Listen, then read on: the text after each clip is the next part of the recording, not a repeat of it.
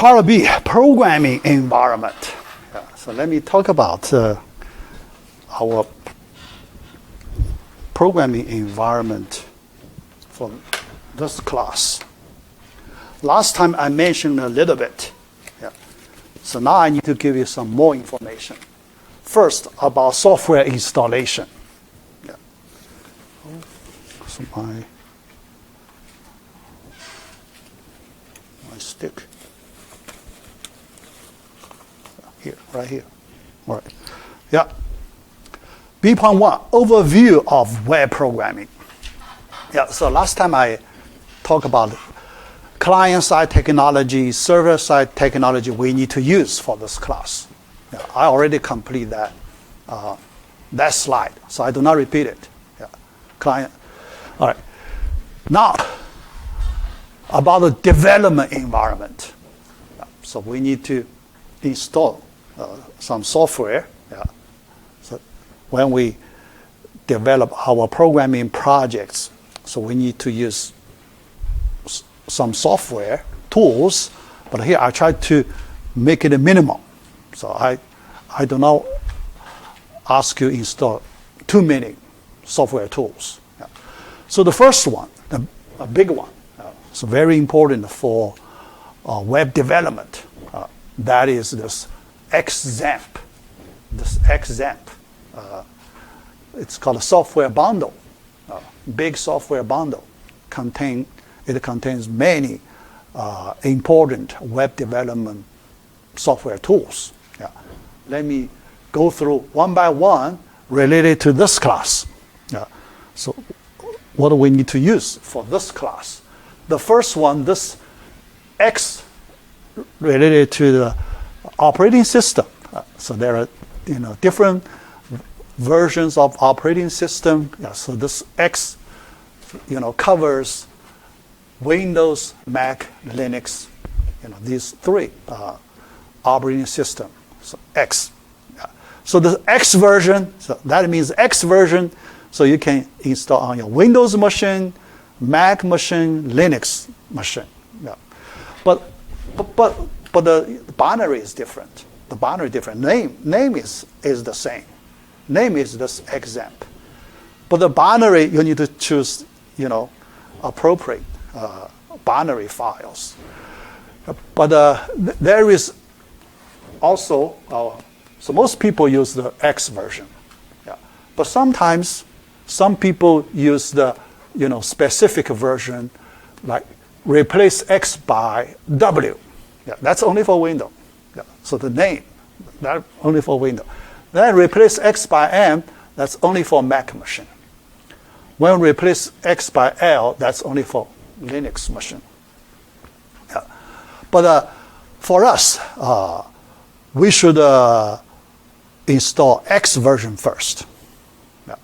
So most of the time, it should work. Yeah. In case if there is some problem, then we consider the specific version for your machine. Yeah.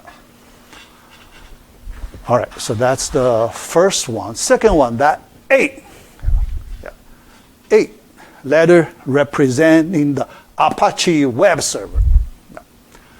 So we need to do both client-side, server-side web programming. At the server side, we need a web server to run our server-side programs. So what server do we need? Apache web server. Yeah. So it's free. It's very powerful. Free. Yeah. But for our web developers, yeah, so it's a very good one. Yeah. All right. M. Database management system, representing MySQL database, running on a database server. So another big important software tool we need to install, MySQL. Yeah. And we need to run this DBMS. We need to start a server, database server. Database as server. So here, two different servers. Apache Web Server. So this Apache Web, you see this name server. Here we mean software server. When people talk about this name server, there are two different meanings. One is the hardware server, hardware, machine, computer. Yeah. So every computer, we can use it as a server. Yeah. Anyone. But we need to install, in order to use it as a server, we need to install a server software. We need to install server software. Here, this Apache Web Server, it is a software server. Software server. Okay? So after you install it on your own machine, so you make your own machine as a server machine. Okay? Yeah. So that kind of basic knowledge. Yeah. So because I assume many of you are beginner web programmers. So I will give you all the basic knowledge you need for web programming. Yeah. From client, from server. Yeah. Here, software install. No question? Mm. So is Apache Web Server the MySQL database server? Yes. MySQL database, that's the database server. So here, both software servers. These are both software servers, but there are two different types of servers. Database, yeah, that's the database server. Yeah, so inside, so the functionality is quite different. Yeah. So that means you install these two server software tools on your machine, on your laptop. Yeah, don't worry, your laptop is powerful enough to run these two servers. Yeah, easily. Yeah. So don't worry. Yeah. So here in this way, we do not require university account. Yeah. I know for some classes, the students need to apply for university MySQL server account. Yeah. Running on Unix, Linux machine, but the university. So you need to rely on the university service, right? Account. But here we don't need. So because we install our own machine, yeah. So anytime you can use. Yeah. So, yeah. Much better, much more convenient than the university account. Yeah. All right. Yeah. So these two, A and M. Yeah. And for our database queries, we need to use this database server to run our database queries. Yeah. When we want to see our query result, so we type commands and send it to this server, database server, then we get the query results. Yeah. So this is the most important one for this class. Okay, MySQL database server. Yeah. All right. P, two P's. All right. The first P, PHP, the server-side programming language. Yeah. Easy to learn. Yeah, probably the easiest one to learn. Yeah. So that's why we choose, because we don't want to spend a lot of time learning programming language syntax. No. We want to save our time. So that's why we pick this easiest web programming language, server-side, but very powerful. Yeah, PHP can do a lot of powerful work. Yeah. Very easy to learn. We just use a few examples. Then we use online tutorials, some simple examples, so we can quickly pick up PHP programming. Yeah. So you get some experience. Yeah. All right, so this is P. Another P, in the original example name, the last P refers to a Perl programming language. Yeah, but that Perl, for this class, we do not touch it. Yeah. So for that Perl, nothing to do with this class. But we need another important P tool from this package. So I replace it. I replace the last P by one special tool that we need to use a lot for this class. That's one PHP web application contained in this XAMPP software bundle. It is called PHP MyAdmin. Yeah, the whole name is this PHP MyAdmin. It is a web application running inside. We can start it. Yeah. All right, yeah, very annoying. So let me disable, So,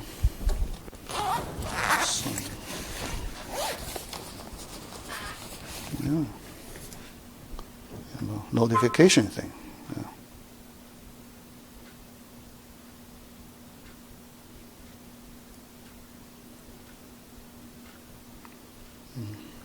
All right.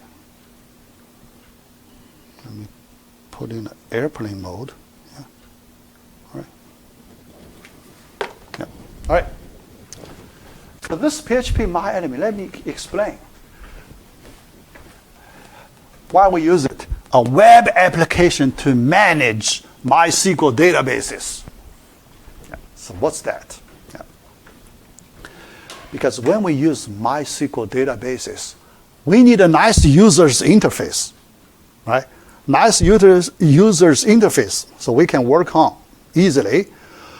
But the original MySQL database, DBMS software, database management system, DBMS, the original one does not provide graphical user interface. It provides command line user interface. You need to type everything in the command window. Yeah, that's not convenient, right? Yeah, so that not efficient. So we want a graphical user interface. So we type, we can click buttons, we can choose, we can, much easier to do. Yeah. So for that reason, for this class, I selected this one, PHP MyAdmin. Yeah. When we start Apache server, the server has a welcome page. The first page running this server welcome page. In that welcome page, we can find a link. This PHP MyAdmin. We click the link. Yeah, so we open this web application. Then we can type MySQL command. Okay, we can do all the operations on our MySQL databases. Yeah, so very convenient. Yeah. All right, but for you, because for some of the students, you may have different ways to work on MySQL databases. Here, based on my experience, so my previous students, they have option not using this one, because when some students, when they take web, advanced Java web development 4010, so those students may use different tool, user's interface, so graphical user interface, working on the MySQL databases. I saw your students, those use different tools. Then it's okay. So if you can connect, you do not need to use this one. Yeah. But there is a potential problem. Yeah.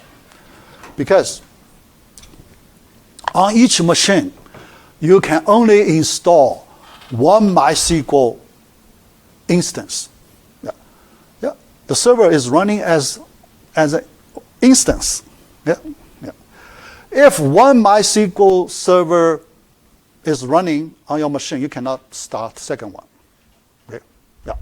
Because they use the same port. You cannot start a second one. There is a conflict. Yeah. But those students who took 4010, so they install their software, so they start MySQL DBMS by default. Yeah, already running. Yeah. That means if you want to start MySQL Server within XAMPP, you get error because you cannot start. That could happen. Yeah. So the solution, one is disable that one. So that instance, yeah, that one, you can find some user interface control. You can kill that old MySQL instance. Then you can start this one. Okay? Yeah. So there is some conflict thing. Yeah. So if you use in another web development course, that could happen. Okay? If you didn't take that course before this one, so then you don't worry about it. Yeah. Because you install a fresh copy, so no conflict. Yeah. Yeah. But if you have installed any version of MySQL for any reason before, there is that kind of potential problem you may have. Okay, some conflict problem. Yeah, the same port number. Yeah, because if you change port, very complicated. You can change the port number. Yeah, there is a way to change port number. Yeah, several ways you can solve the problem. Yeah, but a lot of hassle. Yeah, yeah, lot of hassle. Yeah. All right.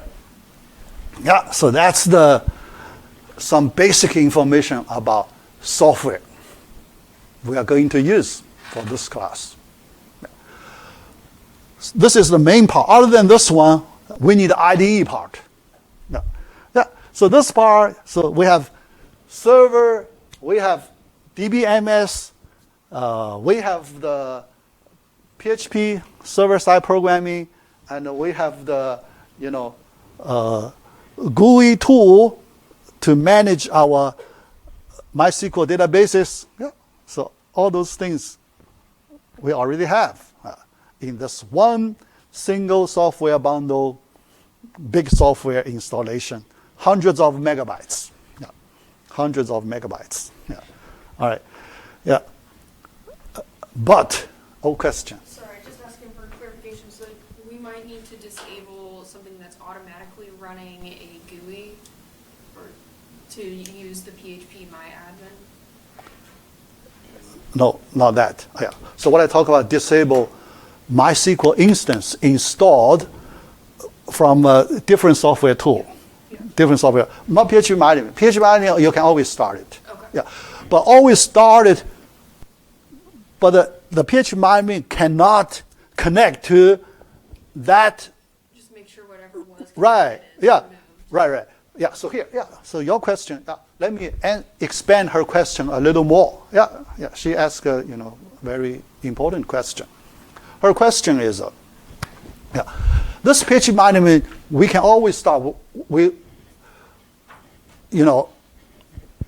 start all the time, but you need to connect it to MySQL database server to be useful, right? All right.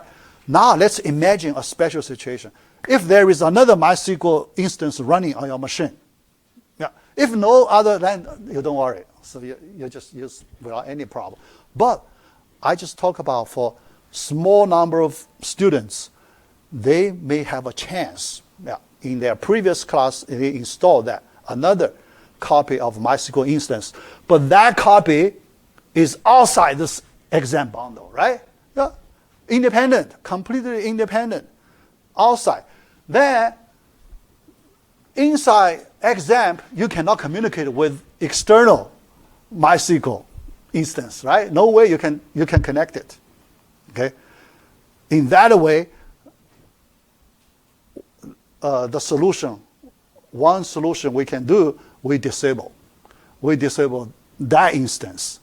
External MySQL database instance, we disable that one to release the resource. Okay. Then we enable an internal one. We start an internal one. Internal one, XAMPP can make communication with internal MySQL database server. Yeah. So that's the reason. Yeah. Otherwise, no communication. Yeah. All right. Yeah. Yeah. So then, other than this software tool, we need a IDE, yeah, because we need a nice development tool to make our web development easier. Right? Yeah. So for this class, I recommend NetBeans. NetBeans IDE. Yeah. But Eclipse can also be used. Yeah. And other IDEs, other popular IDEs. Yeah. So when I give you demonstrations on my machine, so I just use NetBeans. Yeah. So very easy, very convenient. If you do not have your favorite IDEs, then I recommend NetBeans to you. If you have your own favorite IDEs, you can use your own IDEs. Okay? Yeah. Yeah. So, yeah. But your project, so your web project, when you submit your project, the project developed by any IDE, so your final code, you can run in Apache server. I just put your project in an Apache server, so I can run it. Yeah. So no matter what IDE you use. Yeah. Yeah. All right. So that's this development environment. Yeah. So basically, two things: XAMPP and IDE. So for this whole class. Yeah. Another thing is, for our first project, we do not require this. Yeah. First project, we only need to use web browser to run it. Yeah. Any web browser, any current modern web browser, it's enough. Yeah. Because we do client-side programming. We do not use server. Client-side. Yeah. So after you write the code, yeah, double-click. So you open in a web browser, then you can do the actions. Yeah, all the actions we need. Yeah, the first one. So I give you plenty of time to install. But in class, when I run SQL commands, I already use these two in class. Yeah. So if you want to follow me, follow my examples. Yeah. So you need to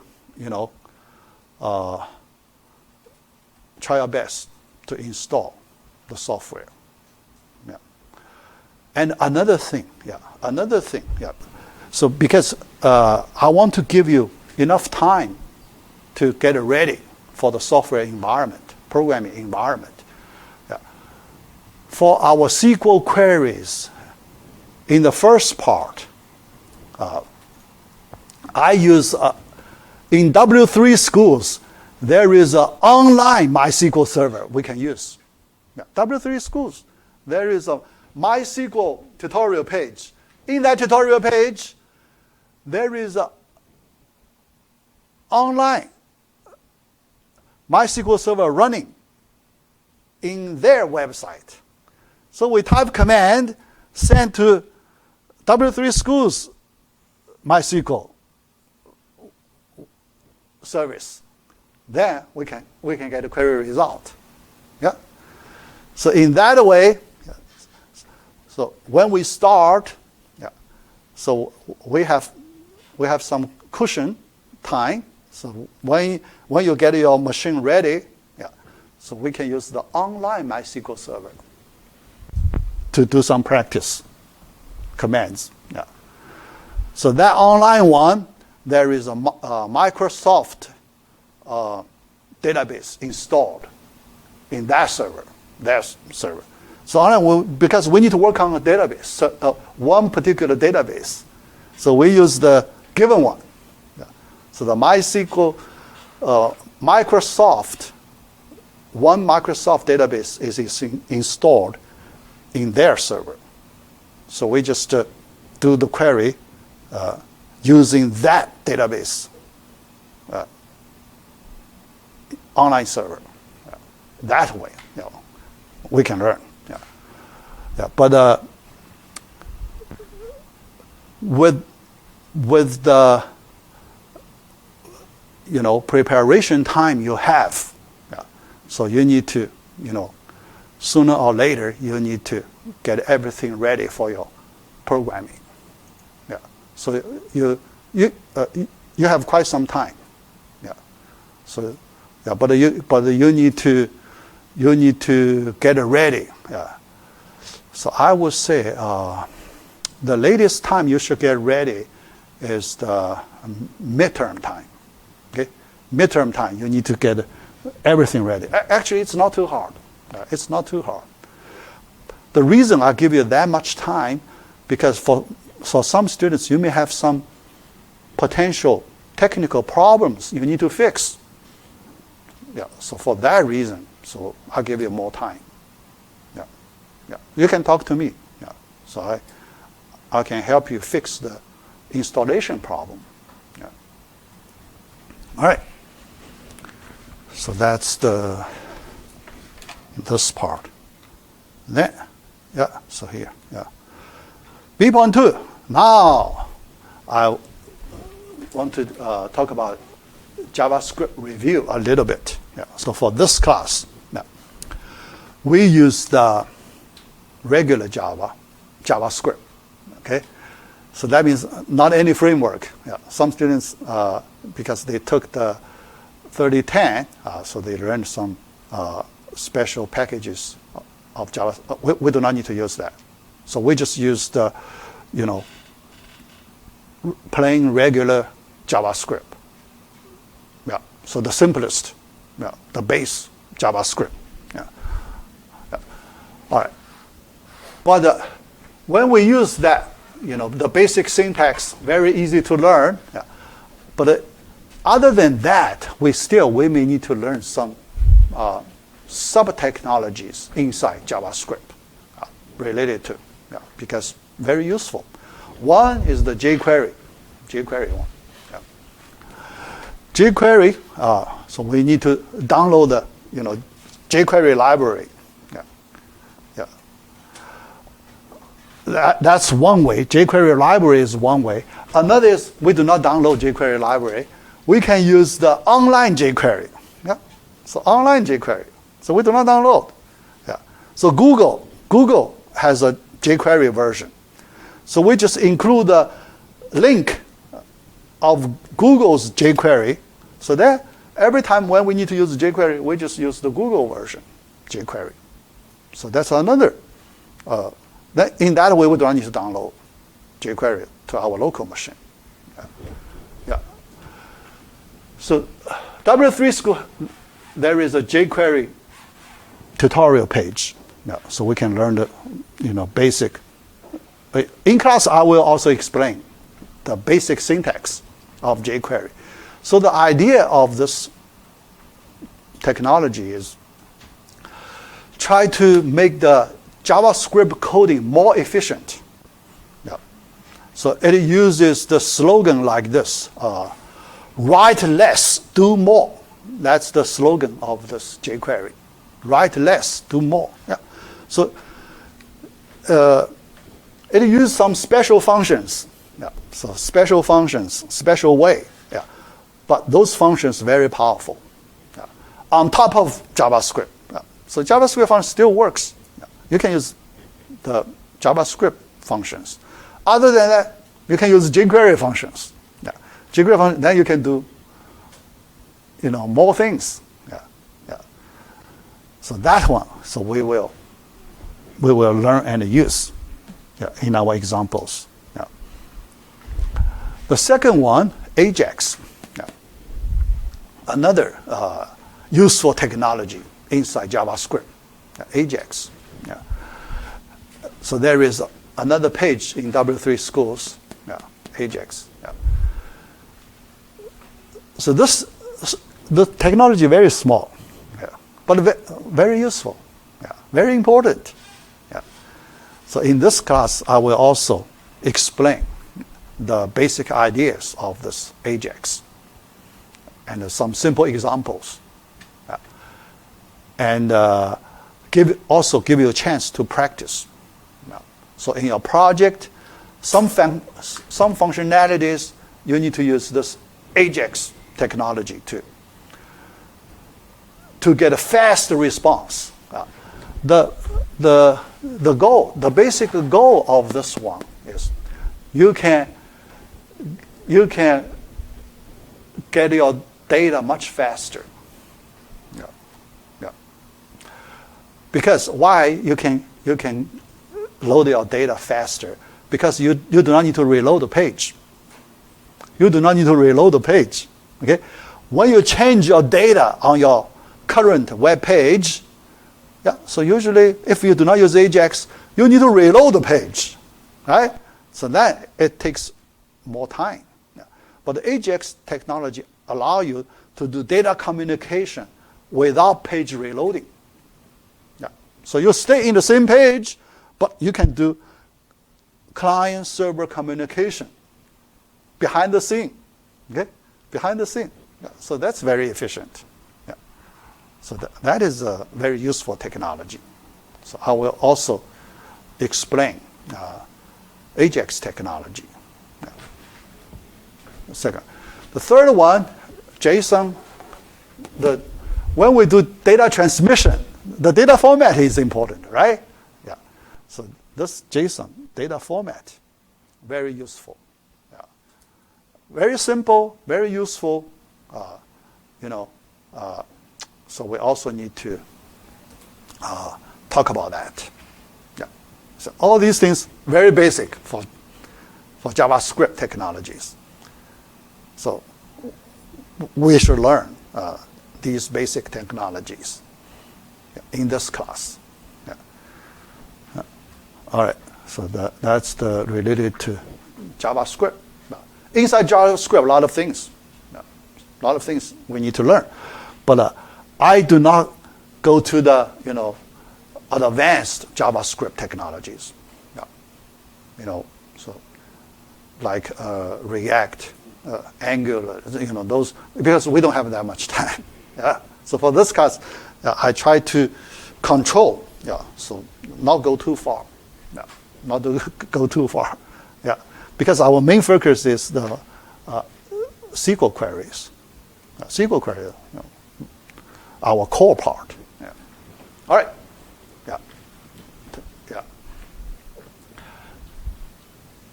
Then, BPON 3, I want to give you our first JavaScript example. Today, after the class, I will upload an example related to our first programming project. Remember, I talked about the puzzle project, 10-gram puzzle project. I want to prepare you, give you example, prepare you to work on that 10-gram puzzle project. Because after I prepare you ready, then we will start our first project as early as possible. So then, for many students, you can start learning, right? So the basic web technology, you can start learning. You can take some time to learn the basic pieces. All right. So the first example, I will give you drag and drop. I will do a demo quickly. So after I explain a little bit, then I will show you. Simple demo. Then, when you get home, you can download my code. You can play around. The code is very simple. But the code I will give you in a zip file, I call it drag and drop fold.zip. After you unzip it, in the folder you can find two files. The first file, drag and drop .html file. That's the main page. The second file, that is the drag and drop .js JavaScript file. So these two files is enough for this example. They are connected. Yeah. The user's interface is this file. This HTML file gives us the user's interface. A very simple user interface. Yeah. Yeah, I will show you in the demo. But you need to do drag and drop actions, right? Yeah. In order to do the drag and drop actions, you need a JavaScript to do it. Yeah. So inside the HTML file, you need to connect. Yeah. You need to tell the web browser, because the running environment of this example is a web browser. Yeah. So you need to tell the web browser where to find the JavaScript file. So source, src, this attribute, src equals, double quotes, you give a file name. You do not give a folder name. You do not give a folder name. That means a current folder. Okay? The current folder. The current folder that contains the HTML file. HTML file. Okay? Same folder. Yeah. So the browser just look at the current folder containing this HTML file, then find this drag and drop.js file. Then load it, then call function inside the. Yeah. So this file contains JavaScript functions. So then call the functions inside that JS file. Yeah. All right. So then the user interface. Here, user interface, we use CSS, this span element in CSS. Yeah. So you want to describe an element that contains some text content here. Text here, the text, one word called candy word. Yeah, candy word. But this candy word, you put it in a span element. Yeah. So CSS, yeah, there are many elements. Okay? Yeah. Yeah. So this span the content inside the span element, you display in a web browser, inline display. Inline, yeah. So you do not change the line in the same line flow, yeah. Because in a web browser display the web components one by one. There is a flow, okay, row by row, yeah, okay, yeah. So the inline displayment. Yeah. So after one component, the next one, follow the natural flow. Yeah. All right, this span element. Yeah. Then style attribute, inside style attribute. All these things, that's the CSS syntax. CSS syntax give a list of properties. Yeah. Later I will talk about that CSS more. So here I just tell you what are those things. Yeah. So later we will learn those basic syntax further. Yeah. Here, these things, they are the CSS properties. Yeah. CSS properties are separated by semicolon. Semicolon, yeah. So before the first semicolon, that's the first property. Okay. Then the second property, another semicolon. Yeah. To separate second property. Then third property. Yeah. So you can include several properties, CSS properties, inside the style attribute. Style attribute. All right. For each property, yeah, let's talk about each property. Each property, there is a name and a value. Before the colon, that's the name of the property. Position property. The name of the property called a position. Yeah. Because where to put this element on your page, you need to specify position information. Position, there is a format. Yeah. So here, absolute, relative, there are several ways to arrange the elements. Yeah. CSS, the HTML elements. Yeah. Elements. It's absolute. Yeah. Relative, from the name, you can see. Absolute, the coordinate system, it's an absolute location. Relative your current flow, right? Current flow, you have a location. So relative, absolute relative. Yeah. So here, the position, we use the absolute value property. Second property, top property. Top property, then this component, what's the distance for this component to the top? Yeah. Because the page, you have a top, one whole page, there is a position. Yeah. So with respect to the top line, what is the distance between the component and the top line? It's 200 px, unit, pixel, 1 pixel, yeah, very small pixel. Yeah. So 200 pixel, that's the distance. Yeah. To the left margin, 0 pixel px, the distance to the left. Yeah. So that's enough to determine the location of your component, right? Yeah. The distance to the top, to the left, that's enough. Then another property, background dash color. What's the background color of this element? Light gray. Yeah. Yeah. So we use these properties to describe this element. Yeah. This element contains text. Yeah. Text. Yeah. But the whole thing, we put it in an element so we can control this element. Yeah. Why we put it in an element? Why we put it in an element? Because we want to control this element. Later, we need to control this element. Yeah. How to control? Drag and drop, right?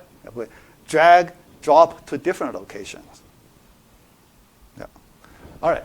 But how to support a drag and a drop? Another attribute. On, mouse, down. This attribute. This attribute, we need to attach an action to it. Yeah? Because we need to do some action on this element. Yeah. So how do you do action on this element? Yeah.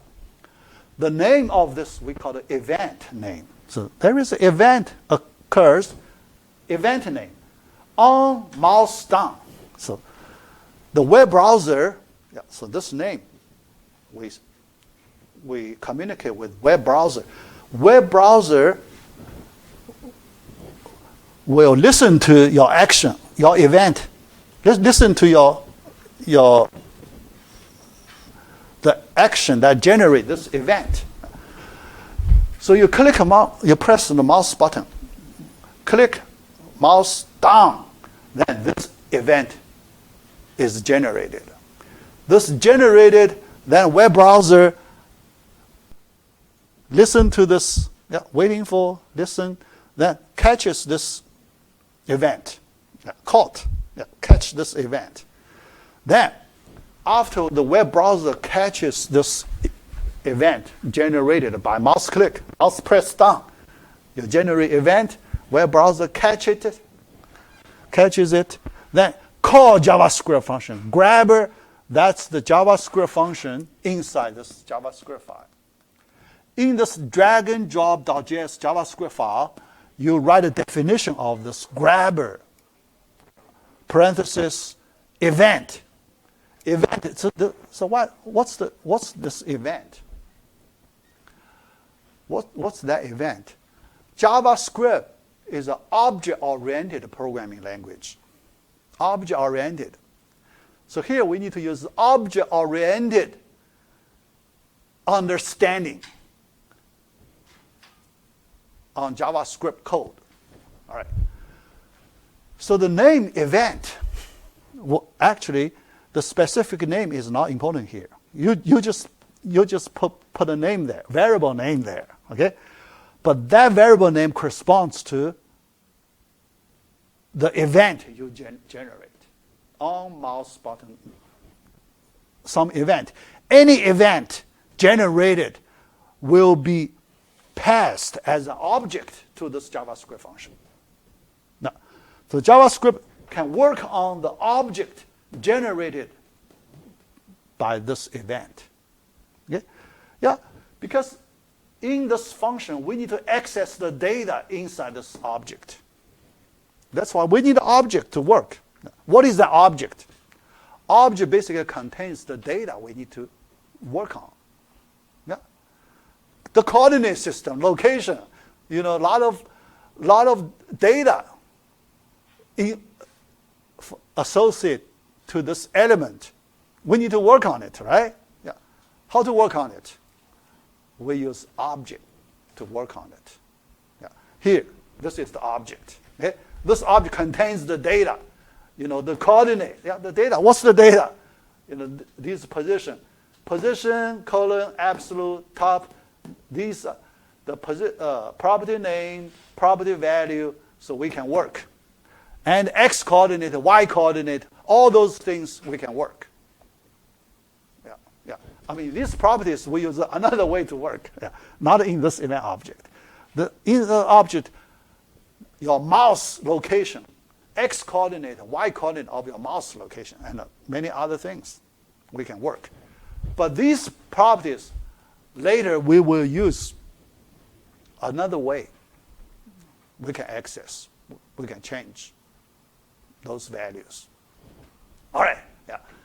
So here, I explain the purpose of each piece of the code. Yeah. You may not have a very good understanding, yeah, but this is just some initial round understanding. Yeah. Later, because through more and more examples, we can get a more and a better understanding. Yeah. So we need many other examples to get a good understanding. Yeah. This is just the first view of our web programming examples. Yeah. All right, let me show you the demo first. After it, let me explain the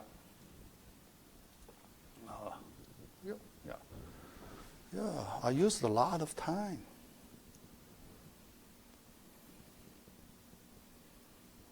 Yeah, but let me complete the demo first. Yeah, so this folder, all right. All right, so two files, JS file, HTML file. Let me double click. HTML file. Yeah, so that's the very simple, rough interface. Yeah, but you can see there are many words. Okay? Yeah. Each word is an element. Each word is element. Okay? But we use JavaScript to make each word draggable. We can drag and drop. We can control draggable. By default, it's not draggable. Okay? By default, nothing is draggable. Okay? So you cannot control anything by default. But we have to associate an element to be draggable to some special JavaScript function to do it. All right. So now because we have the supporting JavaScript functions, we can make it draggable. Okay. All right. Yeah. So let me drag a little bit here. Yeah. Any word, I press the mouse down, then drag and drop. Okay? I change its location. Okay? Yeah.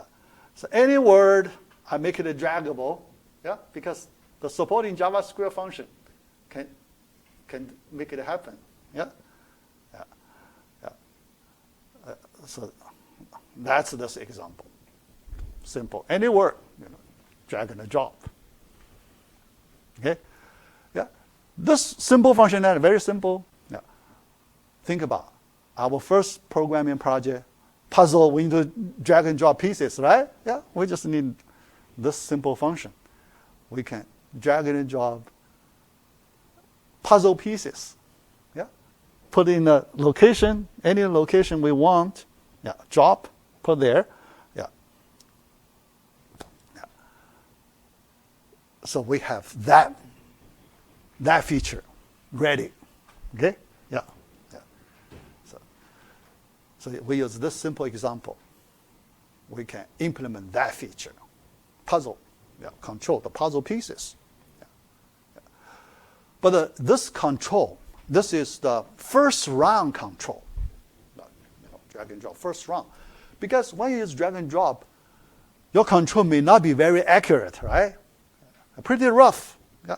Because the drag and drop, that location, not the exact location you want to place.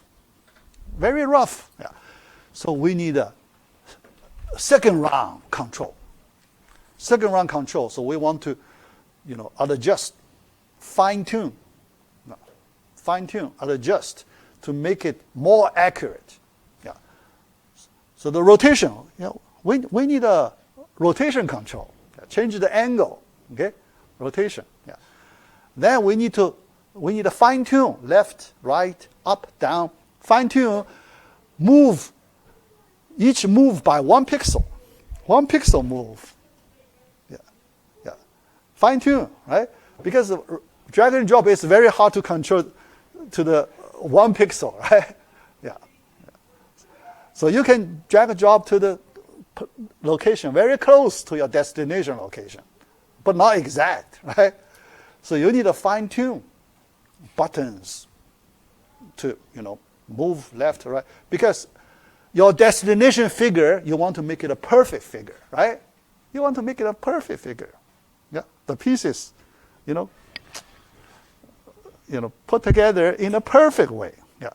So then your control must be very accurate. Yeah. So that's our goal. Goal for the first programming project. Okay. All right. Yeah.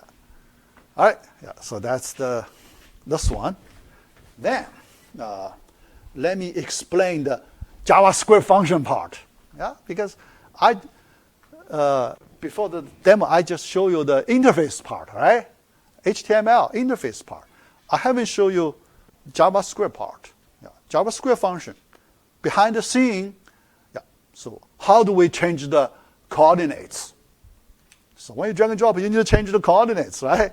Yeah. So let's go to the JavaScript functions.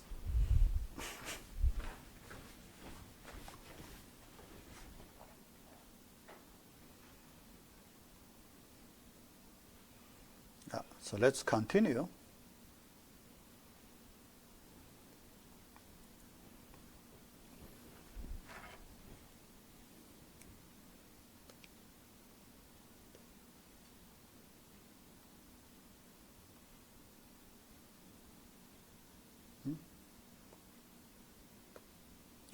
All right. Yeah.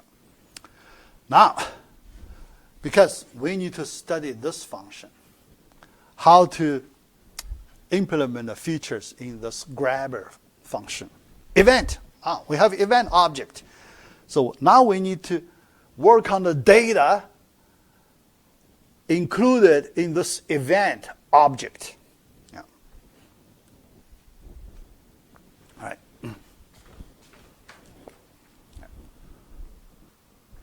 Yeah. In this function, let's look at the definition of this grabber parameter. This is an object parameter, event. Yeah. So any name should work. Okay. Yeah. So the spelling of the parameter is not important. Yeah. Yeah. Just a valid name. Yeah.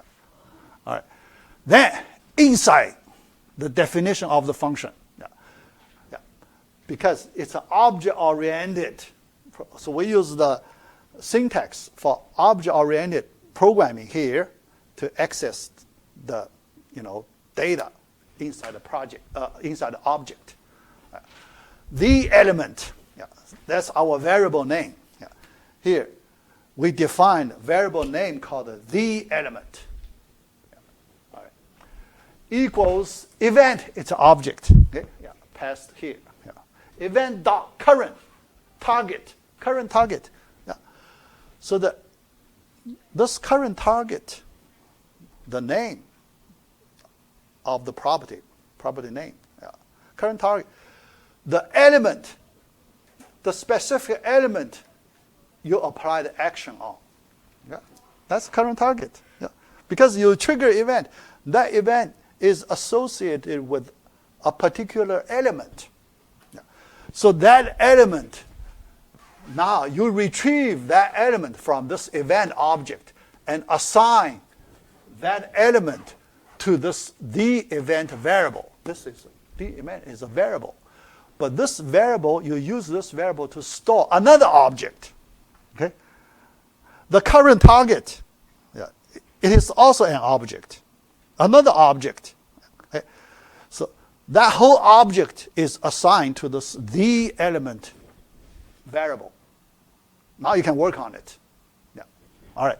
Next, let us retrieve x coordinate, y coordinate from the element object. Okay? Yeah. How do we retrieve? POS, capital X, position.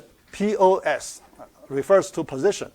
Position, X position. Yeah, X coordinate, position. And the Y coordinate, position, variable. And how do we retrieve the values for X coordinate, Y coordinate of the current element? The element dot style. So this object, we get to the style attribute. Yeah? It has a style attribute, right? Yeah. So you access its style attribute. Then inside style attribute, you have many properties, right? You have several properties. Then you left, you access its left property.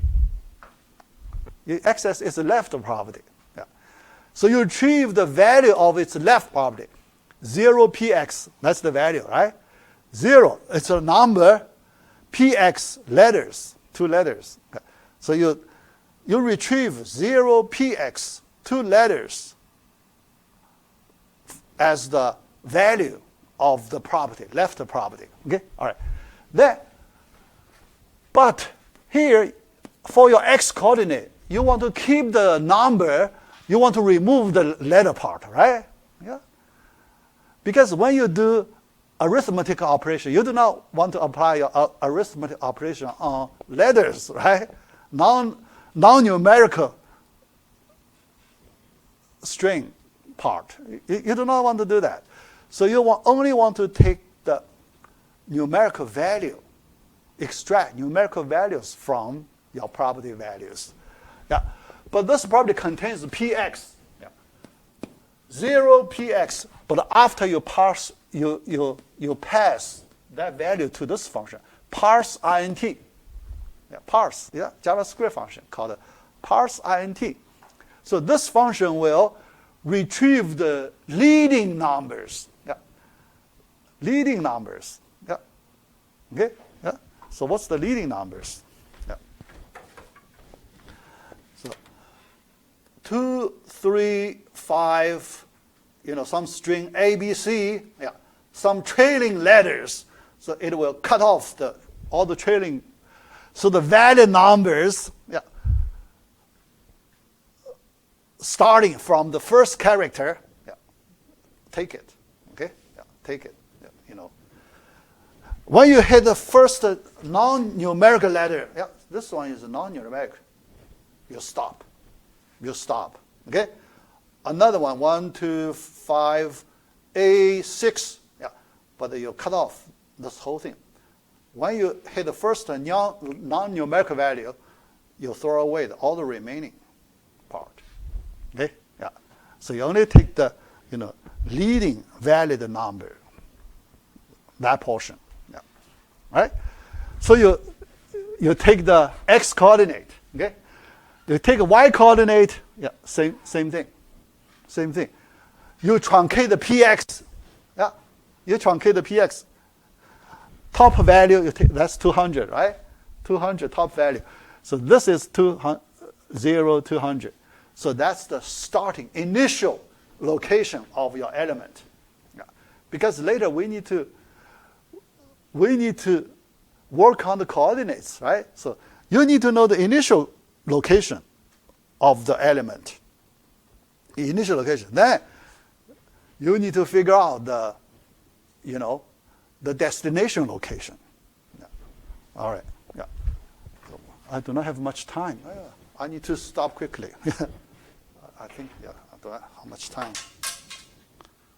Oh, yeah. I need to, only 1 minute. I need to stop. Yeah. So let's look at. Then we calculate the difference.